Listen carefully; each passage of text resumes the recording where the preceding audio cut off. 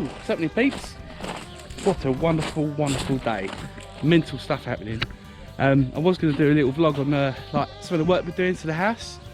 Well, not the house, like down the bottom of the garden we've got like a lodge, stroke barn, cabin, you know what I'm saying. One half's for our little pony that we got. Don't think I've done a video on that yet. So we got Daisy. Got Daisy about 2 weeks ago. She's a little miniature Shetland pony. I think she's about 12 years old, and she's really good. Like the people that we bought her from, they rescued her, and they've like kind of been looking after her, making sure that she's all sweet and you know, up to date on everything, because she had like loads of health problems and that. And one of the things that they said to us was to like, you know, kind of make sure that she gets fed the right food, and you know, she's got a bit of space to herself because she's a little bit jittery. But to be fair, she's been as good as gold. The kids have ridden her. She does as she's told. We can catch her pretty easily. She's been amazing. One of the things that the lady said to us when we bought her was yeah, just like be careful with her diet, because she's got a bit of a mummy tummy. The people that they got them from had bred her a lot. Like she come from a bit of a breeding farm, and was like, yeah, no worries, no worries. Like I say, she's been here for 2 weeks and she's been fitting in really well with all the other animals. She's been really happy, been really easy to handle, brilliant. And then today I come down here to open her up because we've been doing work down on the barn, kind of like repainting and putting some new siding on and stuff like that.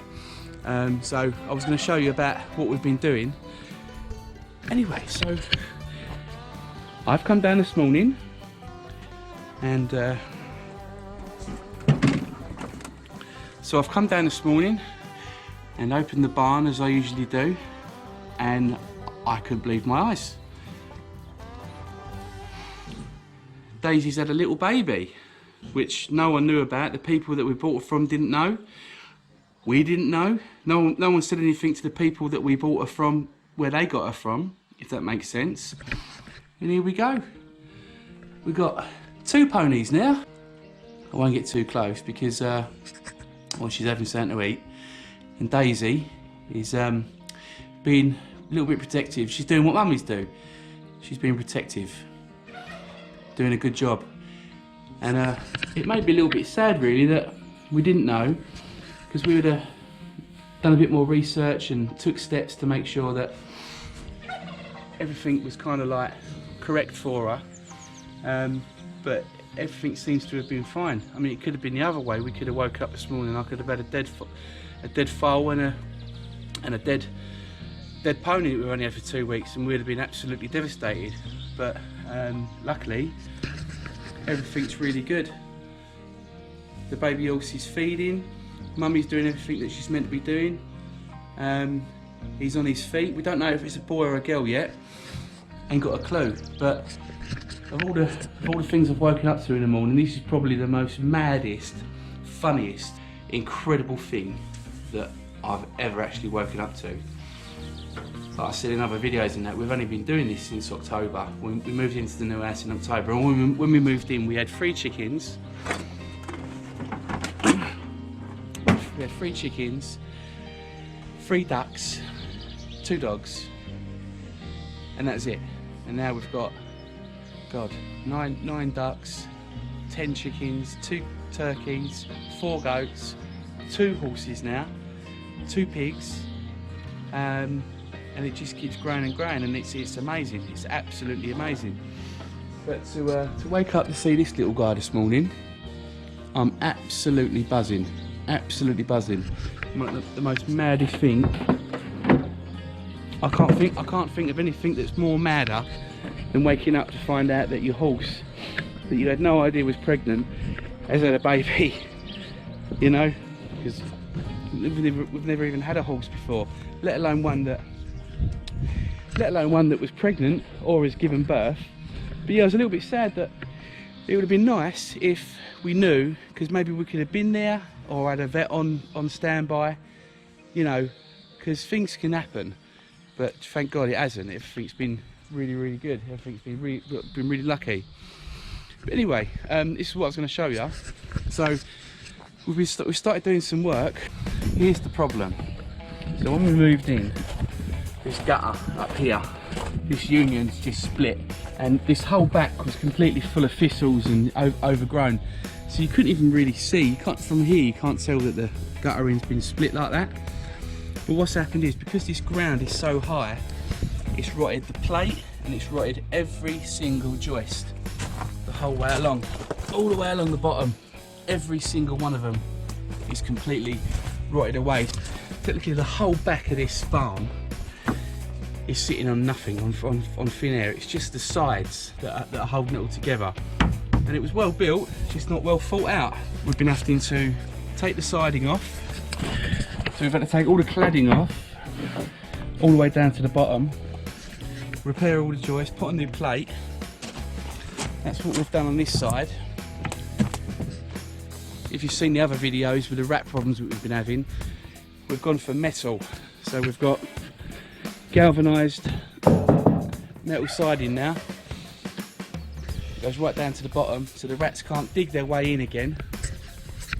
But here, behind all this was rotten, this was all rotten, so you can see some of the new timber there that I've replaced it with. Yes, to take the old siding off, replace the timbers that are rotted, new plate, new siding, lick of paint, and it's coming along really nice.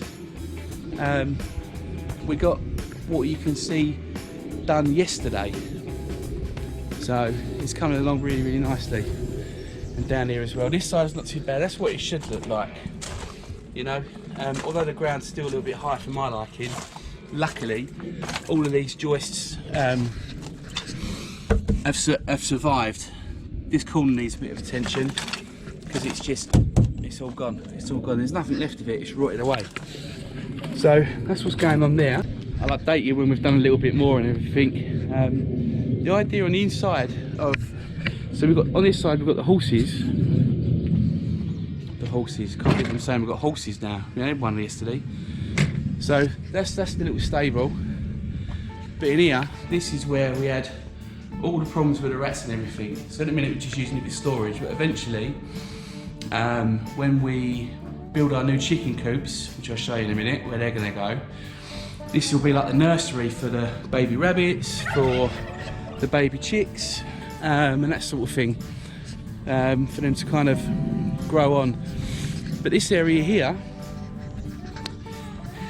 everything along the fence line, we've dug 10 pits like this all the way along, and these are where our posts are going to go, and we're going to get about 8 real nice sized chicken coops in this area, so we can keep the breeds together, keep the chickens breeding with the right chickens, because at the minute we've got Rothers, which is over there somewhere.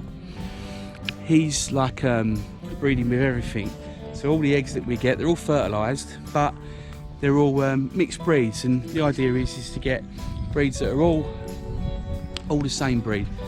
So we put like our lavender Pekins with a lavender Pekin cockerel, you know, a leghorns with a leghorn cockerel, and so on and so forth. So when we get the eggs, when we take them out and put them in the incubator, they'll be purebred, so then we can sell those on and do cool things like you know, some proper breeding, as opposed to just, you know, Rodders over there.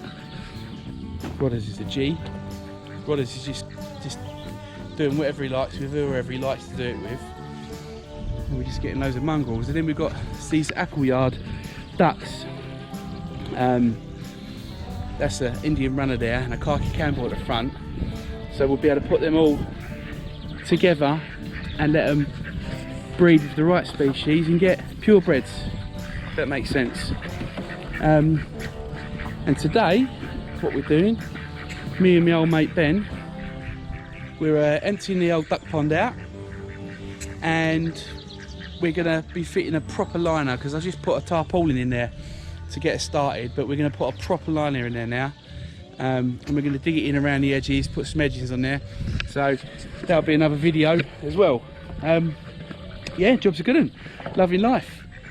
Yeah, and and the baby horse, fucking unbelievable, absolutely unbelievable. Oh, and another video that's coming up as well. There's loads going on here, but these two, Ed and Ed, they're getting topped, and I tried to find a company that can actually do it for me, but they can't.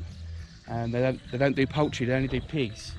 So the plan is that I'm going to do a little bit of research and I'm going to try and do it myself. So there'll be a catch, cook, clean coming up shortly as well. So stay tuned. Peace. Woohoo! Here we go. Here we are, folks. All bailed out, all ready for the new liner. So what we've done, we've dug around the edges, a few inches deep. The reason for that is that the liner can go below the ground and we can put some edgings around the edge of the pond on top of the liner, just make it look a lot nicer. The last time we've done it was just like a quick thing. We dug the hole, threw a tarpaulin in there, and they loved it. But it needs to be done properly so it doesn't look so untidy. So yeah, I'll update you on the next stage. Stay tuned.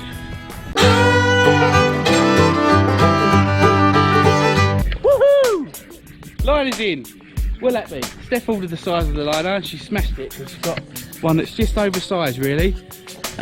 Probably could have got it another metre shorter on the width and the length, but where that be. So here we go. There you go, Steph. Well done. So we've got the great switch on now. Let her fill up, and jobs are good, mate. Buzzing. Hi, Steph. Hi. Well done, you. Thank you. Another job well done. Will that be?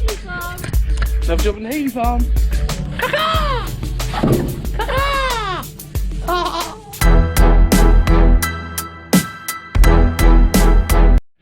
Woohoo! What's happening, folks? So, yeah, really productive day, mad day. We've sorted out all the pond. This little lip that goes all the way around. We're going to cut the liner off now. Well, that's the next stage anyway.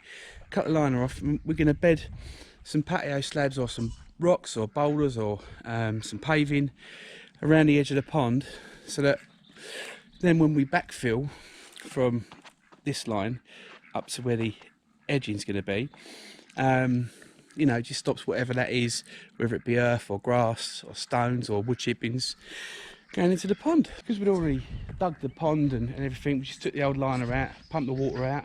It was a really cool day. I'm just going to go and check on the new baby horse, because that was mad this morning. I mean, just opening that barn door and seeing two horses instead of one. My brain just couldn't comprehend what was going on. But let's just go and have a quick check on how everyone's doing. We've changed the door around a little bit now. Oh, look. Bless you. Well done, Daisy. Fantastic. I'm going to leave them be because she's been really protective. But we got the vet out. The vet came out, checked over the mum.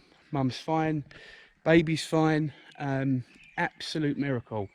Everything that you could possibly hope for, everything's perfect. Like there's things like the afterbirth and, you know, the horse, the baby horse feeding, and, you know, the mother not rejecting the baby and stuff. Everything's just cock on. Clean bill of health. Oh, and sorry, yeah, I forgot to say it's a girl. So we've got a healthy little baby girl horse. So buzzing.